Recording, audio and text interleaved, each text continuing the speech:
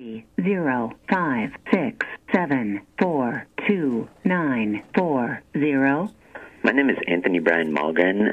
I'm currently, I believe, an involuntary patient at Mount Sinai here in the psychiatric center. And I was actually thinking, because I don't think I actually even went through a phase of hearing voices, and I don't hear voices that much anymore, besides mostly in psychiatric institutions, oddly enough,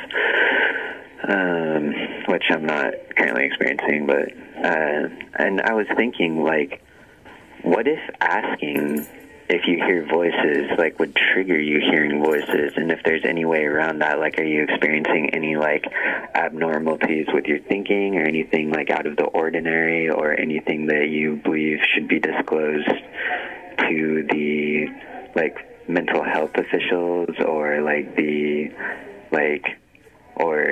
are you familiar with APA processes, and if so, do you have any thing that you believe would be diagnosed? Because just randomly spouting off hey, do you have suicidal thoughts? Hey, do you hear voices? Hey, do you believe that there is an entity that is after you because you are trying to take away from the larger perspective, and kind of a coercive acidic type approach? And where is that appropriate, and where is it not appropriate?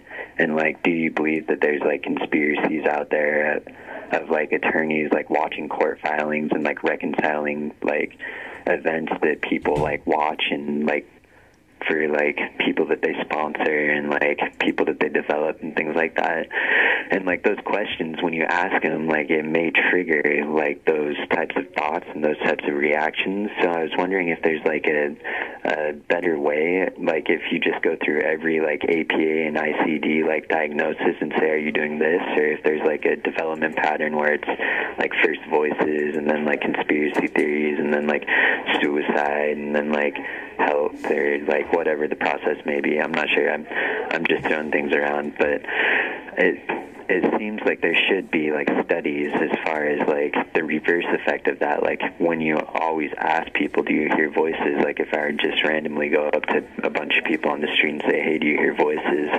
What that would do, and if it's only appropriate for a psychiatric environment, or if I can just do that to random people to take on the liability of the state, and do my due diligence and public duty by asking a bunch of people if they hear voices, and how widespread that would be, and how it would burden the system, and how that would be handled, and things like that. Because I'm not really sure if studies have actually been done on this or not.